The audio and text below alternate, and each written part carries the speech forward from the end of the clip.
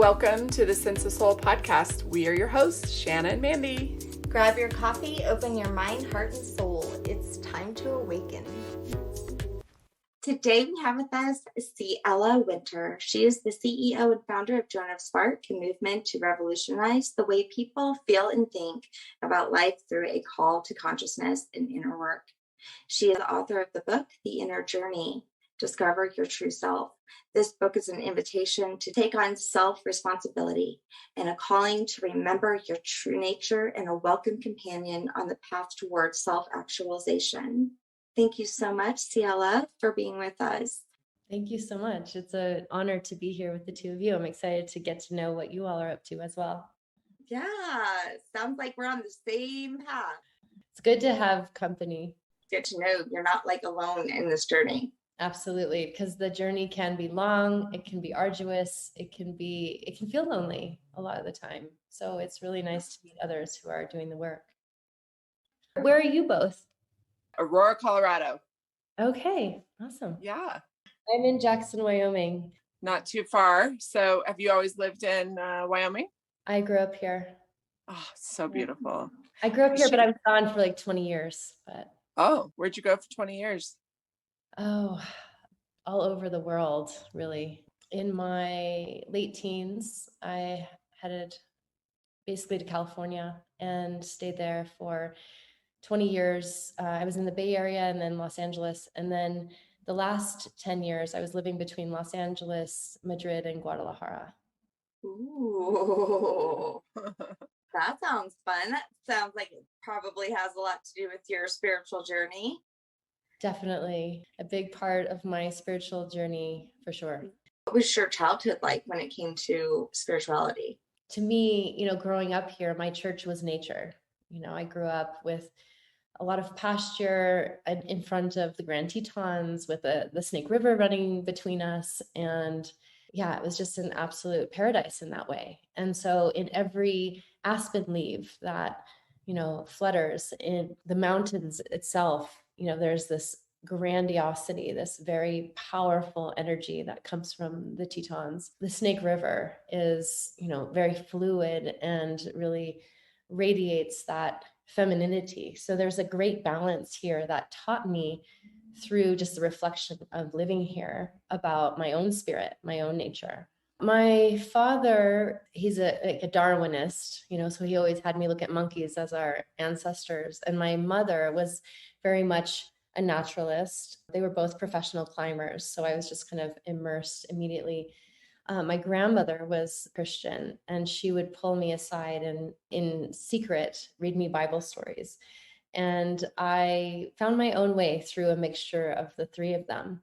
I've always been a seeker from as long as I can remember. I've always had that instinct to know that there's something more, there's something like behind this. What is it? I'm a deep diver, and I've been an explorer to really find what that is. I want to go back to the way you were describing where you live. First of all, you did it with such beauty, like the way you described an aspen leaf in the river. And something you said really stuck out. You said, nature helped me find the nature within me. I loved that. I love that you were raised in an area where you were aware of the beauty and mindful to it because, life is busy, and a lot of us that live in bigger cities have to force ourselves to see the beauty in our surroundings. Where for you, it sounds like it was not only implemented by your parents, but also what a beautiful place to be. Love that. Absolutely. I think in my early childhood, it was all of that. And then in high school, of course, like any other, it's like, when can I get out of here? I want to see the world. I want to go do the things. I want to be as far away. There's nothing to do here, so it went through phases for sure. Yeah, for me too. We did a retreat in Crescent View, Colorado. And while I was there, I had remembered like so many childhood memories from when I went as a child, when I didn't really appreciate everything. But I had these little whispers of my dad's voice telling me about the rocks and about this lake. And I agree, like there's these different phases of your life where you're able to connect and then you fall out of it. Like, the world pulls you out of it, the conditions. And it's like we go from being these innocent little children who appreciates everything about being outside to hate it, to wanting to go back to that little kid. Yeah, I was gone for about 20 years and I just recently moved back here, and it was the nature that brought me back here in a big way.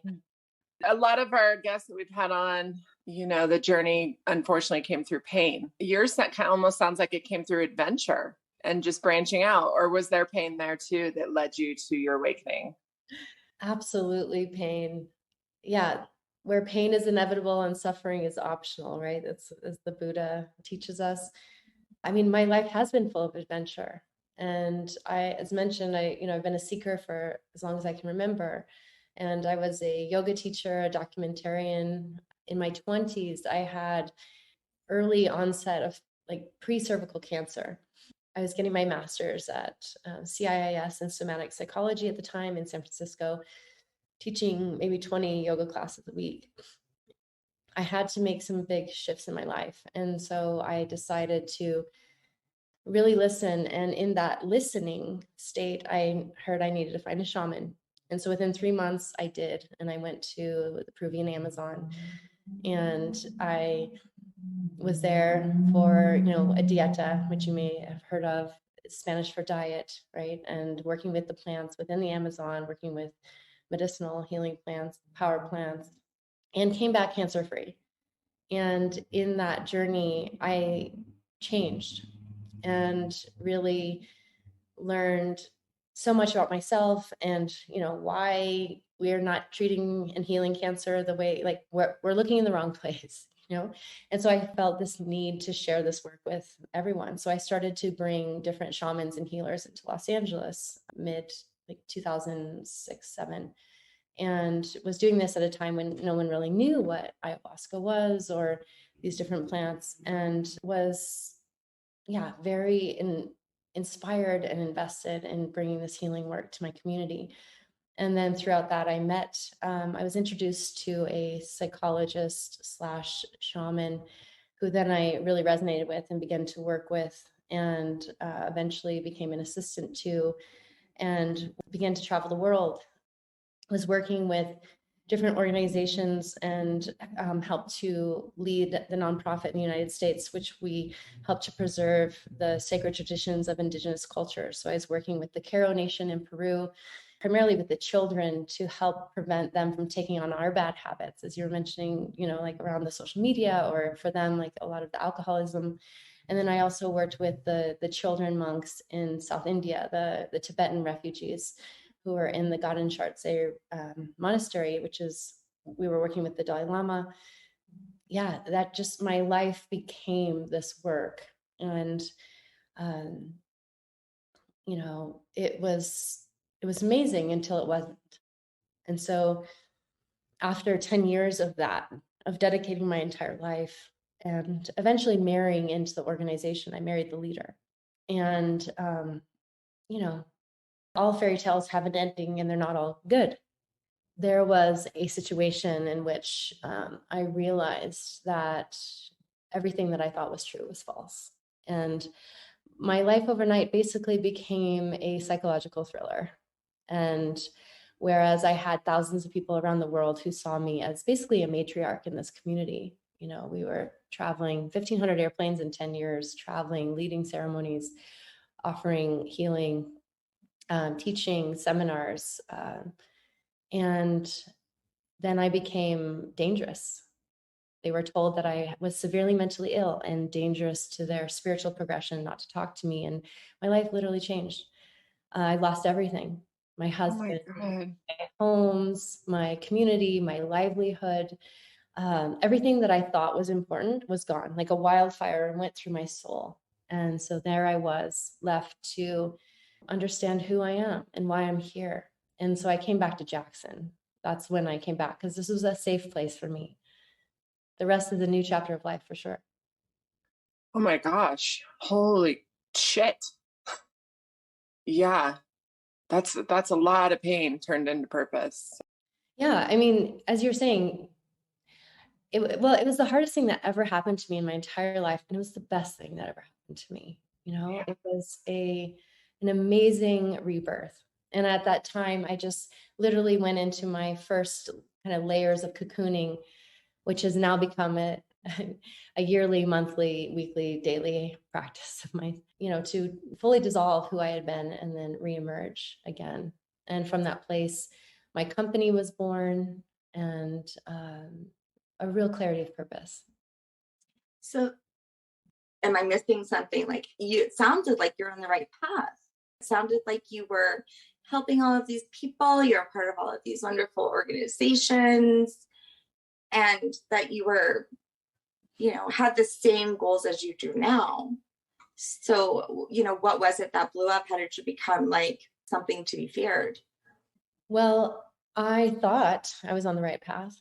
I thought that I was in complete alignment with everything that I had ever wanted, being in a spiritual community, being, having access to the Hermetic studies, esoteric studies of all religions. It was a synthesis of world religion. It was, I was traveling the world. I was helping people. Yeah, I thought on paper, my life was a dream. And in reality, it was also a dream. So, So what wasn't? So I realized that basically everything that I was doing was in service to a man. And when I found out that his actions were in the effort for personal gain, profound levels of manipulation, that I had been married to a cult leader and I didn't realize it. Okay. Well, it's like, what is a cult leader? Is Apple a cult? A lot of people think Apple is a cult. What is a cult? Yeah. But to me, someone who is a spiritual leader, who is literally leading people astray, when people are in danger, when people's lives are lost, when there's a trail of deep trouble, and people they're being led by a blind, but the thing is that the blindness comes from within us. What's problematic is the intention of the leader. The path to discovering the self only leads to a collective. It's never really just about one person ever. Once you discover your true divinity within, there's no just me ever after that. So I find it really hard to have a leader for myself. Yeah. A lot of thoughts on this. When I created Joan of Sparc, it erupted from inside of me. It was a volcanic experience from the inside where literally a mountain arose. It was very heated, feminine, hot, fiery. Yeah. Joan of Sparc, and there was nowhere else to go. And it was inspiration to create a collective that is to dialogue around how do we reclaim our power? Where have we given our power away? And so we have this guru-free philosophy. Inside of our principles, we have one that there are new ways of teaching and learning that don't create codependent dynamics. They actually empower people. And so it's not like I'm anti-teacher. There's nothing, it's like we can all teach each other. There are people that have walked a path for a lot longer who I would love to learn from and have them be my teacher. It's not that, but it's this devotional, one-pointed focus. This person is going to enlighten me. This person knows the path. This person has all the control. Yeah. And that equates to control for sure. So how did you get the name Joan of Sparc? I love it. I love Joan of Arc. Tell us about that name. I love Joan of Arc as well. Definitely as an archetype. Right? This fearless maiden warrior who is completely devoted to her inner listening, completely devoted to her higher being. And from that listening, she did not waver. And she literally led men and women to victory at such an early age. And she was, herself. And so she's always been an inspiration to me. Joan of Sparc, like that spark, which is, eternal, which lives inside each of us, that really unites us. That is that flame of truth, and that we can all find within ourselves. So that was Joan of Sparc. And to be honest, I am in the process of dissolving my company right now. Aren't you? I'm another metamorphosis. Okay. Yeah. I'm amazed. I'm excited. We learned a lot this past year. All of us as a humanity. And what I learned was how to we rose to the occasion. We were able to support our customers and our local communities, and how to navigate the unknown, because that's where we live. I just learned, Joan of Sparc was limited in capacity as to what I really want to do and how I can support in a bigger way. So Joan of Sparc, as beloved as it is, and it has taught me so much, is now in a process of dissolving. And we've invited our community into the chrysalis with us. So we are in a messy, creative metamorphosis and sharing that with our community. Yeah. I love that. Congratulations on that. Will you grieve for this? Because you've had it for a while. Oh yeah, I have grief. So basically what I did was I applied the methodology that I teach to myself and to my company. And I was like, okay, yeah. It felt like change was imminent. Change equates to death, right? Death of something. What is it? So, obviously with some terror, I was like, okay, I'm going to go with this. I applied the methodology that I teach to myself, my company. I went through a process. I gave myself 24 hours, like, letting go. What happens? What happens if I completely let go of this? And what emerged was clarity, absolute clarity. Yes, I am dissolving Joan of Sparc. Yes, there is something new that is birthing. And I let myself really go there, and I let myself feel to the depths of my feelings. And sometimes, grieving can look like it doesn't live within time. It is timeless. And for some of us, it is a very long process. For some of us, it's maybe shorter, but sharper or more profound or in the moment rather than stretched out over days and weeks. It's more of a getting to that place of really being able to feel and experience. And then once we can experience and feel that place, we begin to resolve. So yeah, I went there. Are you still grieving over, the relationship of your ex-husband, or is he your ex-husband? I am absolutely not. It was a very painful, again, from the outside, it looked like everything was like brilliant, everything was perfect in so many ways. And I really was convincing myself that I had a best friend in him and that I was literally slaving myself away for something much higher. But coming out of that, the veil, parted and the reality set in, and there was, the intense physical, emotional, spiritual, mental abuses that I literally came out of that feeling like I looked at every time I would see a corner, I would see a part of myself there in the fetal position, just shaking, like, and like, how is it that I'm not actually there? I wasn't able to come through this alone. It's really that which is greater, that is, in my heart, that which is so much more powerful than anything I could do alone, is what helped me through this and is what allowed me and taught me how to transmute very intense negative experiences into power, into that which is beneficial, into that which is useful.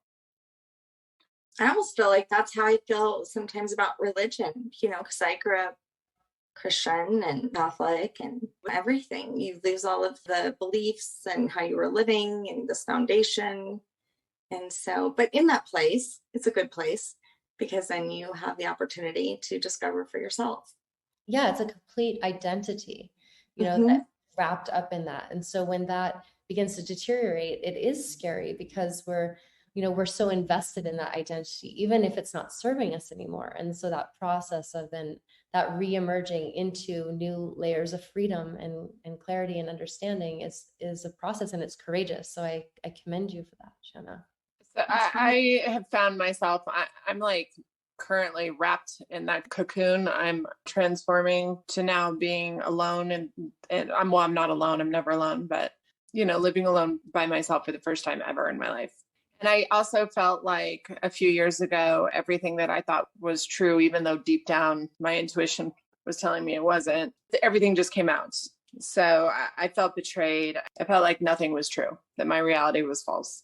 So my question to you is, I struggle now today with self-trust because during such a long period of my life, I was gaslighted so much that it's hard to trust myself. So what did you do with that?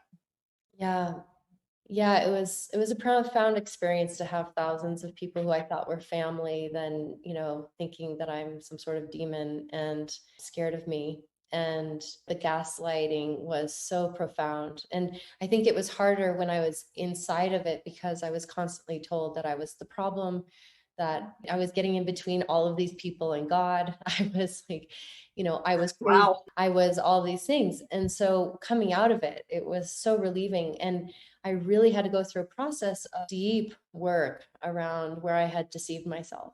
Self-deception is probably the most rampant pandemic throughout humanity all the time. Where are we deceiving ourselves? Because we're really good at it. And I think what's exciting about the work that we do is that we're always coming across a new layer. And really, if we name it what it is, it's deception, self-deception. We're coming through this new layer of like, wow, I knew it wasn't true. Like you were saying, Randy, it was like, I knew it wasn't, but there was something else. And we're not clear until we're clear. And then when we're clear, we're like, oh my God, I knew it, but I couldn't see all these things. And so having to find peace with myself, forgive myself for all of the layers of self-deception, because I had wanted it to be true. I was loyal to a fault. I was too strong for my own good. I could handle it. I could take it. So forgiving myself allowed myself not only to then forgive others and find compassion for him, for the whole community, but also really to become more honest with myself. And what happens when we become more honest with ourselves is that we liberate ourselves from all of that deception. Becoming more honest with yourself. Yeah. Which is still, it's a constant because of the immense amount of layers of unconscious elements that we carry around. Yeah. I'm also an astrologer, so I follow, the patterns, and we just came out of this massive eclipse cycle, and following that was the Saturn squaring Uranus. And I'm just curious, like, how the two of you have navigated this. But for me, I went down. I was really sick. I was taken down. This is very interesting, and maybe you could tell me if this is something that would happen. Mm-hmm. Mandy had come over to my house, told me that she had started her period, and she's got that Marina thing, and she's, she hasn't had her period in so long. Well, the very next day, a student come over, and she takes that injection to stop her period because of something that she has or whatever. And she tells me she started her period. And I'm like, oh, that's weird. I was like, well, Mandy just told me that happened to her last night. Not even an hour later, girls, I started my period 2 weeks early. Then the next day, Lindsay and I are fighting over tampons. And I said, you're not supposed to be on your period either. She goes, I know, I started 2 weeks early too. I was like, what the hell? So 4 of us starting our period when we're not supposed to, like, what's going on?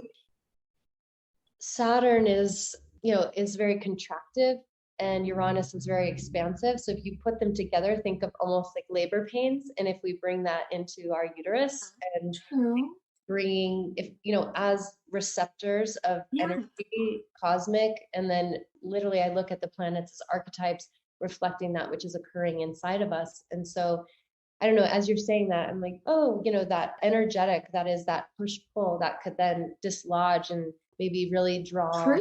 Yeah. And plus the eclipse, an ending, it's a clearing. So there's a lot of clearing happening right now, big time. Maybe it has to do with that. But isn't that strange? I found that to be so interesting. So that's my experience over the past week. I just thought that was just totally random. Mm-hmm. What about you, Mandy? I mean, you were a part of that, but. Yeah. Oh my gosh. My week has been like super chaotic. A lot of headaches. The pollen is flying high in the air. So allergies. My immune system feels down for sure. I'm not very grounded right now. Also, I feel like there's something shifting in the air. It's hot here, but it's a different kind of hot right now. I feel like this weird shift in nature right now. There's something going on this week. I've noticed that people that said that rose bushes have been dead for years are growing massively.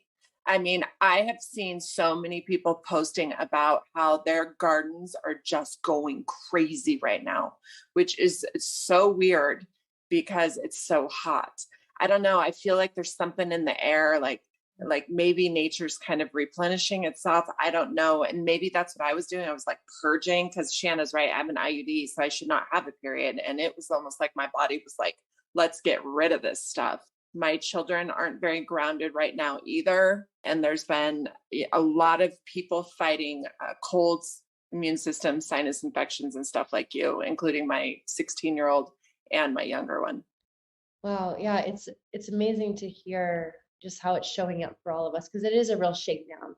Saturn, Uranus are conjunct basically this whole year, but there's 3 points, which was in February, just this past, and then again in December, where they're coming together. And it's just these really powerful, kind of climatic moments of dislodging and also confronting resistance with, our inner resistance as well to being structured, because we're like bursting at the seams, kind of like those roses of wanting to be free and express ourselves. And yet there's this real kind of constricted element that's kind of forcing us forward, and the two energies are in opposition to each other. And that's why I was feeling like, oh, the uterus, it's like, it's labor pains. I will also tell you, and I don't know if it's my age, me and Shanna are 45, but I have so many women that I know that are leaving marriages. Women are starting to stand up and say no more, and they're demanding respect. I mean, the word that comes up for me is boundary, and that's the debate of the moment, with Saturn holding a boundary and Uranus breaking free of that. We're breaking free. We're creating new boundaries. We're, erasing the old. We're just changing. We are changing our minds in a, at least we're prepared. I feel like we're in preparation to really go to that place of changing our mind. Now, changing our mind is, in my opinion, from my own personal experience of working within this, is the hardest thing that a human being can do. We can change our hair. We can change our location of where we live. We can change our name. We can change our attitude. We can do all kinds of things. We can change habits, but like, to change the mind, like to really change who we are being, is an extraordinary place. And so this is what I've dedicated my life to, is the study of that. And when I'm seeing what's occurring here, I'm like, this is the moment. We're doing the pre-work to get to that place where we can then start to really get in there, because there's a lot in the way, the distractions, being misaligned in relationship, like as women, just taking care of everyone else and not ourselves. I'm sure we can relate to that. Just whatever it is that we're confronted with in this moment is on purpose. We are confronted because we have to make a change. And that change will then lead us further down the line to where we can do more of that inner work. In your book, The Inner Journey, you talk a lot about that. In chapter 11 specifically, talking a lot about self-inquiry. And I loved this part because Mandy and I at heart are real investigators. But you say that we become private investigators to the universe within, researching the inner stars, planets, and galaxies for clues to the profound mysteries. Ciela, I can't believe how poetic you are. Your tongue is of like angels. Oh, thank you, Shanna. That's very kind of you. Absolutely astonishing. It's amazing that who we are is amazing.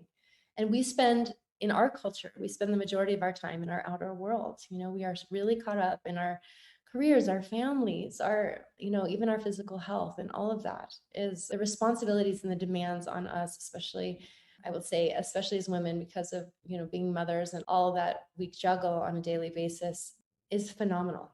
And when I look at cultures that primarily, maybe they have a 50-50 balance between inner and outer work, or other cultures that have even more of an inner world, like a Tibetan monk, right? Their life is around enriching their inner world. And they still have an outer world, but so much of their life is dedicated to the inner world. So, it could be a 75-25%. And we are the opposite. And many of us, especially in the United States, may not even know we have an inner world. So it is uncharted territory, and the invitation is big. And for me, what I'm excited about is I'm like shouting from the rooftops, the invitation is now, let's do this. It is hard. It's difficult. There are things you're going to find in there that you do not want to know. You do not want to see. And how do we deal with that? We give thanks. Thank you for showing me what I could not see with my own eyes, because now I have the opportunity to change it, because we cannot change anything that we cannot see. And, if we look at, all the statistics around, even if you look at the scientific evidence around how much brain power do we use versus what, 4 or 5% of our brain, maybe, if we're lucky, 3%, I think is kind of the stat. You can also transfer that to consciousness. Like, how conscious are we? There's more than 90% of us that's in our unknown or our unconscious. Then there's a lot to discover there. I'm really excited to say that I just recorded an audiobook of this. So I'll be launching that this month. I haven't told anyone. So this is hear it here first. Perfect opportunity. Yay. We are all about the audibles, especially because Shanna, I don't know how she does it. She puts those earbuds in and she'll listen to 5 books in a day. And do everything else in life, and her brain actually soaks it in. I'm not like that. I have to sit and have nothing else going on in order for me to absorb it. But it's funny. It's not funny. It is sad. I just realized how I've deceived myself deeply. And that is that I have spent so much of my life being a detective of others and never being a detective of myself. And I think we're taught that from such a young age. I was constantly trying to figure out other people instead of trying to figure out myself. And I'm trying to figure out yours too most of my life. Congratulations, Mandy. Yeah. I've noticed this trend going on, where people are trying to diagnose everyone else, trying to figure out if their spouse is a narcissist. You know what? It doesn't matter if he is or he isn't. Why are you trying to label him? Why are you trying to, is it, when I started thinking about why I would try to diagnose other people, it was really just to justify my own actions or to get validation of how I was feeling. Yeah. Why do we think we have to do that? Why do we think we have to diagnose other people and be detectives of them in order to validate our own feelings? Yeah, it is a very common phenomena. And, when we start looking at others as reflections of ourselves, what is this person teaching me? What is this person showing me about myself that really irritates me, that I don't like, instead of, putting the label out there. I mean, look, I was married to a cult leader. What does that say about me? What was I looking for? What did I need? What was I attracted to? There was a lot of benefits, or at least seeming benefits, to being the leader's wife, right? He lived on a pedestal. I was then living on a pedestal, and the good thing about pedestals is that they fall, and they come tumbling down, but it's all an illusion. And so, in that moment of I was looking for something outside of myself to fulfill a need that now I've learned is entirely inside. There is nothing out there that can provide me what I can provide inside myself, which is not even coming from me. It comes from deeper than that, Okay, Ciela and Mandy, and you guys are going to have to help me out. The shadow self. We've been talking a lot about it lately. If a person is reflecting and they're with this person, and you may say it's the whole mirroring and all this, wonder if the person's totally not authentic. You are attracted to the persona or the fake part of them. You have no idea, they have, ill intentions. You're attracted to the good parts of them. That's why you were so hurt, selling himself as this person. I don't know. I have a hard time with saying, oh, you were attracted to the bad part because you were unaware of it. I have a thought about this, but Mandy, do you want to go first? I'm over here damn, that's a really good freaking point. That's all I got. Well, I mean, okay, let me tell you why I bring this up. Because if someone's doing shadow work with you, they may make you feel like you were attracted to this bad person when you weren't. You were attracted to these aspects of them that were cult-like or narcissistic-like, but you weren't, because you didn't even realize that's what it was, because you were attracted to this fake part of him, this faux person. Right. Do you see what I'm saying? Yes. To me, what comes up is, yes, I was attracted to the illusion, which means that I was deceiving myself. So just to be honest with I was deceiving myself. I was attracted to the illusion. That's my responsibility ultimately. And my unconscious realm, there are aspects of me that were attracted to that darkness, And so that is where I become a private investigator. Like, what is it in me that literally brought me to that, that I can't see, I don't identify with? That's not me. That's the shadow piece, right? It's like human 1, human 2, we're attracted. This is, the fingers is what we can see and the rest we can't, but all of it is being brought together. So this part that we can't see is also attracted to each other. And then there's karma. There's like, who have we been before? What actions have I taken? What have I done? What is the lesson here for me to change? Because for me, this was not a new experience. I have, access to understanding about myself before now, and could clearly see that in this lifetime, I was given a choice that I've had before, which was to suffer or not to suffer. And whereas before I had chosen to suffer, which means to remain in the lie, to remain in the illusion, to remain in the false. It's that place of crisis. And it's like, I had chose that. But this time I chose something different. I chose not to suffer, and my life falls apart. But I'm not suffering. Because I was able to make the choice to leave, I trust that.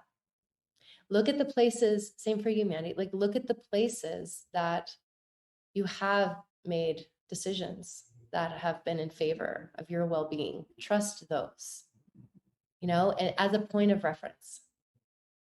Yeah. And then we strengthen that like a muscle. Well, and then the universe also has been, handing me over a lot of beautiful, intense signs that are validating that what I did for myself was the right choice. They're hard because I'm in the storm of it. This is also new, but I'll never forget. One of our guests said, a writing of hers, she never thought that she could truly love again because of her love for God. It was so deep. And I thought about that and I was like, what? And that's kind of the place where I'm at. And let me explain why, because I don't trust humans. And that's just where I'm at right now. And I'm having to do a lot of work, but it's like, I don't trust earthly humans. And not just because of that relationship, but like Shanna said, a lot of the conditions, it was very disheartening, and my love is so strong. I call it the source, that sometimes I can relate to what she said. Mm-hmm. I can also relate to that point of reference of love that is not human. Mm-hmm. That, however, it is our work to humanize that love, to embody that, to become that. And that is what I believe is possible. You are poetic. Oh my God. You just have such a way with words, the way they flow out of your mouth. So calm and content, even when sharing such a painful story. I hope I can get there one day. Yeah, you know what? You really remind me of nature. Oh, thank you, Shanna. That's an incredible compliment. And so do you. You remind me of nature. And so do you, Mandy. We are nature. Mm-hmm. We are nature. So thank you for that. And I pass it back to you because that is true. You're like the calm nature in the storm. What do you represent in nature? Oh, I definitely would probably represent the seasons of change and impermanence, and accepting of that, fully embrace that, feel very connected to that. Beautiful. And how about you, Mandy? I feel like a bird. I'm flighty and I can have perspective from above, but I can also be super grounded and sit on a branch. I can dive down fast and, do twirls like a storm, but I can also just sit and love and observe and sing and be happy, but also be fierce when I need to prey on food. I've always just loved birds. My daughter bought me a bird book guide for Mother's Day, and it's got all the Colorado birds. And this summer, I want to go and just start folding back each corner of each bird that I find here in Colorado. Well, then come on over, girl. But No white every time I go outside. yeah, right. Oh my gosh. How about you? How would you describe yourself as nature? Mm. Well, currently, and actually, I think my favorite place to be is literally inside the chrysalis, like in the dissolve, like where everything is possible and where death meets birth. And, it's transformation. It's just all happening at once. And yet it's so still. There's that calm that you see, that calm you experience for me is like observe a chrysalis just at a glance, and you just see this beautiful kind of encapsulated prism of life. And within it is how I feel. So where death meets rebirth, that has literally happened to me in the end of May, beginning of June, twice in my life. I've had 2 near-death experiences that were both in June. And then these big transformations, like right now, I feel like there's this death of my life, my marriage, and then this rebirth of me right now on the same week as those near-death experiences. Wow, this is a very transformational month for me. Summer solstice right now as well. Yes. So It's the change, right? We're leading up to this big climactic light filled experience where we receive that radiating sunlight for as longer than any other day of the year. And Mandy, when you were sharing that, it's like, well, it's really awesome to pay attention to anniversaries in the sense, astrologically, we call them echoes. One experience happens and maybe it's very intense, and then the next year or when it next comes around, it's maybe a little bit less intense, but just, like an echo of that. And then here you are in another echo, but now it's not maybe so physical or so like in the danger zone in that way, but you're still facing death and rebirthing yourself. I've never heard that before. Yeah, the echoing it. So did you grow up loving the stars there? I'm sure I can only imagine, and I hope someday to go on a road trip with Shanna to Jackson. I heard it's so beautiful. Yes, the stars. I mean, just so little bit of light pollution here, so it really is amazing. I did absolutely grow up loving the stars, and I started learning astrology about 20 years ago, more out of survival, because I saw a transit that I was heading into starting around 2020, so last year, that I'm in for like these next couple years, that literally every time I would get my chart read, the astrologer's mouth would just drop to the floor. I was like, you're not supposed to do that. What is going on? And so I had to learn astrology in order to understand. oh, that's how you're guided.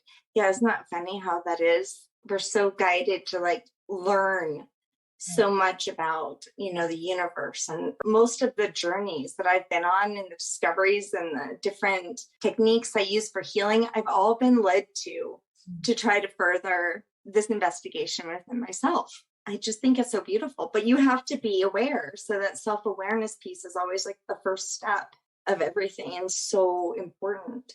Well said. So I would love to know the inspiration behind this book and your hopes for this book.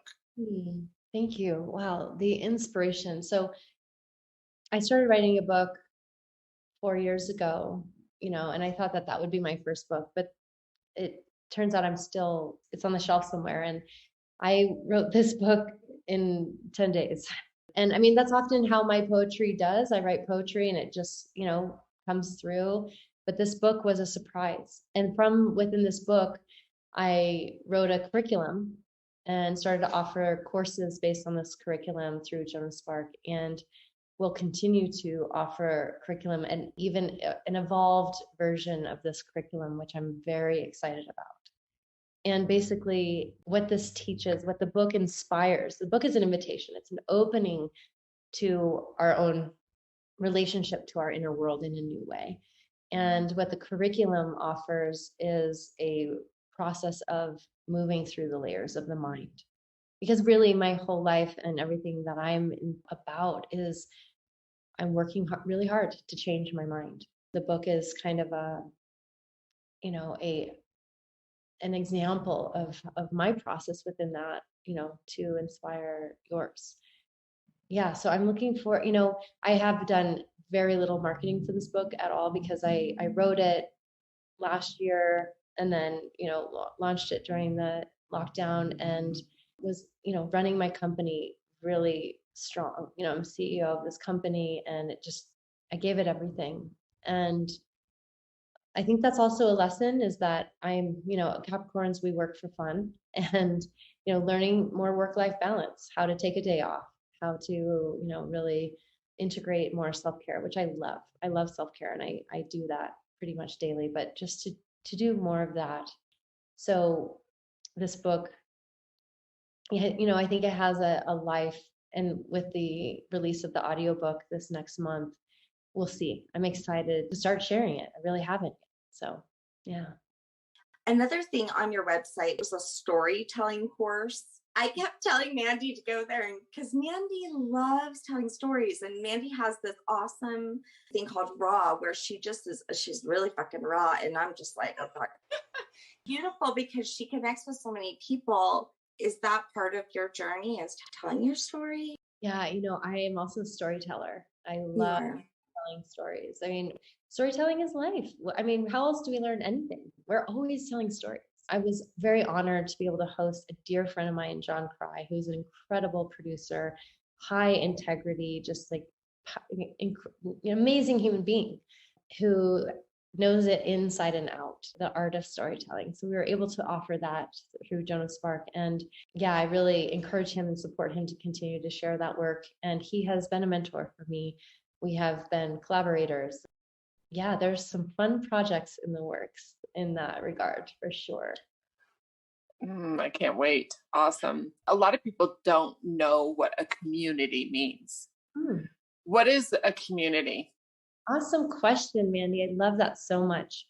Just like everything, yoga, full spectrum, right? It can mean a lot of different things these days. So can a community. For me, what is important, at least around community, is support, mutual respect, coming together in order to lift one another up. I'm here, you're here, we are here. I have a 11th house sun. I don't know if that means anything to you, but 11th house is community, society, friendships.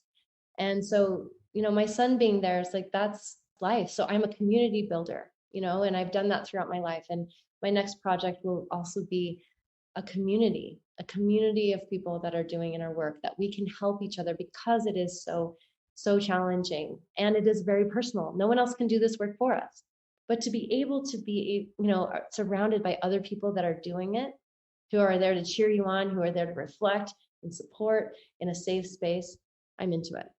If you ever wanted to lead one of our women's circles that we have, that we created just for that, and it's not like your typical, women's circle, it's whatever the fuck you want it to be, you're leading it, but we just want different energies leading it so we can learn from different people.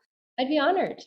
It'd be so fun. Yeah. They're very intimate, about 10 people. They've been really good. But yeah, it's just about bringing another energy. I love the way you said that, Shanna. And now it's time for Break That Shit Down. Being yourself takes so much courage. But what else are you going to do? Be someone else? Or be for someone else? Who are you going to be for? That's it. That is so real. Yeah. Thank you so much. How are people going to find you? You dissolving your company and will you also be dissolving your website? Yeah. Well, I have cielawynter.com. I lead new moon circles every new moon, inner work community calls every Thursday. And you can find that on Joan of Sparc. You can also find it in my link in bio on my Instagram. Are you still going to be doing the clubhouse? Yeah, we'll be doing the clubhouse. Would love for you all, and I'd love for the two of you to come to one of the inner work community calls. That'd be really fun. I would love to. Absolutely. Yeah, for sure. So where do people get your book? Can they get it anywhere? Yeah, ask your local bookstore, to order it for you. I'm really a fan of local bookstores. And also it's on The Beast, otherwise known as Amazon. All right. Yeah, it's just been a pleasure. I've loved being in your vibe. That's why I was thinking, I think that our listeners would too, who join our circles. Yeah.